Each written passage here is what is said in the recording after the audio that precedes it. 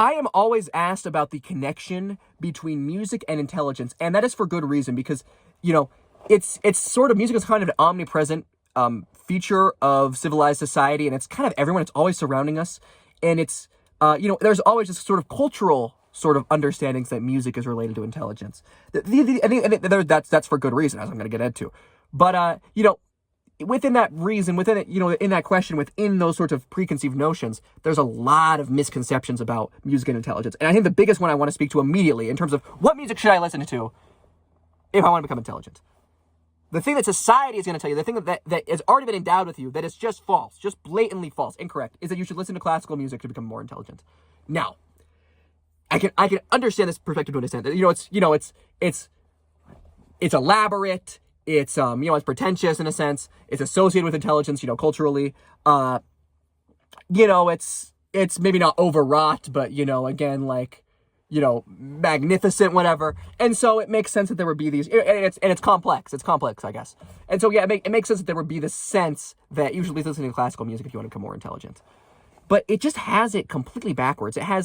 It just misunderstands the way in which intelligence interplays with music listening. And so the thing is, obviously, there's also the sense in which, basically, it is correct. It is true that you listen to music and that makes you more intelligent. Yes, there's also the sense in which you listen to better music as you become more intelligent, right? But there is a sense in which it is true that music is supposed to increase your intelligence, but the causation by which it happens is totally disconnected from this classical music example.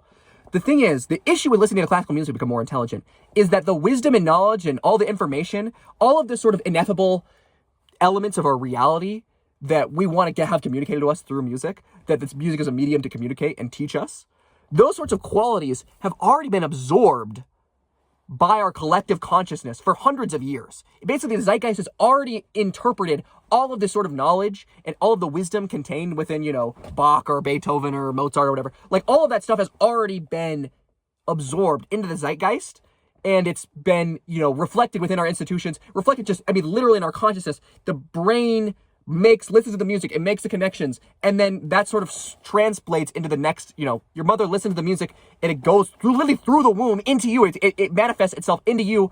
And there's the institutional sense. Materially, the world is impacted by listening to this music, and those sorts of impacts stay, and they've already been entrenched. Basically, all of the knowledge there is already been completely conceptualized by the zeitgeist, by the collective consciousness that surrounds all of us. It's already absorbed entirely anything you could have possibly get out of it. So the issue with listening to classical music to become more intelligent is it's essentially like reading a children's book as an adult. It's like rereading a book that you've memorized, essentially. We've known this shit for centuries. It's already reflected in all of our institutions, all of our, collective organizations, all of our engineering, all of our science, all of our math. All of that is we've already, sucked that, milked that teat dry. There's nothing left there to get. So what do you actually want to listen to if you want to increase your intelligence? The thing is, we need something that's going to basically help us innovate, help us see new things, help us see new qualities of the reality that we haven't already seen. And so, essentially, you want to be listening to music that is on the forefront of creative, basically on the creative forefront. That's completely innovative, that's completely new, that's going to help you see new qualities, help you maintain your brain plasticity, and, have your synapses make new connections that never existed before. Help you see new perspectives and new point of views that have never been seen before. Because that's how you actually become intelligent. That's actually how you make new connections, how you actually innovate and create something new, and come up with new strategies and come up with all these sorts of basically intelligence is about seeing new connections, making novel predictions.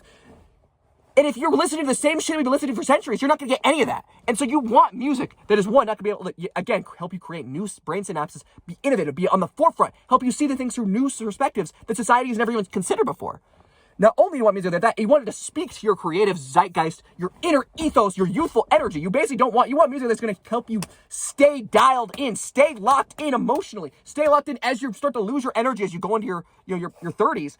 Help you maintain your fucking energy, your fucking desire to keep affecting change in society, keep moving forward, keep pushing forward, keep innovating, keep keeping things fresh and creative and awesome. Right? So you want music that's going to help you stay innovative, stay creative, stay fresh, and stay as, basically keep you almost not in a childlike mind, but in a, early, young, innovative, breaker sort of mind, right? Like, you know, someone who's not, worried about the old way of doing things. It's someone who's actually going to be able to be creative. So, if with that in mind, there's a big 5 artists that I think you should be listening to. Again, if you want to create new synapses, you want to actually see things, you want to innovate, you want to become smarter, you want to actually do things in a new way that no one's ever thought of before and become more intelligent than everyone else around you. There's a big 5 artists that I think you should be listening to if you want to do that. Those 5 artists are Netspend, Osama Sun, Tu Hollis, Playboi Carti, and Ken Carson. Now, I know Playboi Carti and Ken Carson, they're a little older than that. They're not exactly on that same youthful, but I mean, Playboi Carti especially, but those two still speak. Basically, all 5 of these artists, these are young people on the forefront of a new musical sound, a new musical direction that's actually innovative as shit, and they speak to a new fucking zeitgeist, a new fucking way of seeing society, and they speak to the most carnal id desires of youth. They actually speak to youth. They actually speak in a way that's gonna keep you want to stay dialed in and locked in and stay fucking motivated and stay fucking fresh in your mind. So yes, again, Netspend, Osama Sun, Tu Hollis, Playboi Carti, and Ken Carson. These, literally, let's just go through their fucking, there's nothing else to say, just listen to their shit. Listen to Badass Fucking Kid. Listen to Jump Out by Osama Sun. Listen to whenever Tu Hollis comes out the project. Listen to I Am Music when it comes out by Playboi Carti. Listen to, what's Ken Carson's next album? I think it's called More Chaos. Listen to A Great Chaos until that comes out. You want to be, stay locked into this music. Literally, it's going to help you make new fucking synapses, help you see a new creative ethos that has never existed before. Yeah, I just literally listen to that. That's all. It's as simple as fucking that. I picked these fucking artists out for you. I'll maybe make a, like this. Obviously this will change, right? But if you stay dialed into these communities of people who are actually fucking on the zeitgeist, actually seeing new fucking shit, actually have this youthful energy. They're not just fucking old heads who don't understand fucking anything, who actually can listen to music. I mean, because you literally, like, there's no better sign that someone's an NPC that they think Netspend sucks. If you think Netspend sucks, you're actually a fucking clown. You don't know actually what the fuck you're talking about. And you're literally just so fucking behind everyone else who, enjoys Netspend. It's literally just a sign that you're, 80 IQ or something, right? Like, it's literally, you just are so stuck in your old way of thinking that you'll never fucking innovate. It is the number one surefire sign of a fucking sheep, okay? Yeah, but if you can truly fucking appreciate Netspend, you can truly fucking appreciate Osama Sun, you can truly fucking appreciate Tu Hollis, you can truly fucking appreciate Playboi Carti, you can truly fucking appreciate Ken Carson. Not necessarily in that order, but but yeah, if you can fucking appreciate that shit, you actually fucking understand music, you understand intelligence, you understand what it takes to actually see things past what your fucking grandpa thought, right? Like you just don't fucking listen to classical music. Listen to some fucking shit that's fresh, that's actually fucking new, that's speaking to the fucking zeitgeist now, as we're seeing, who's actually carving new shit out of the fucking ether, right?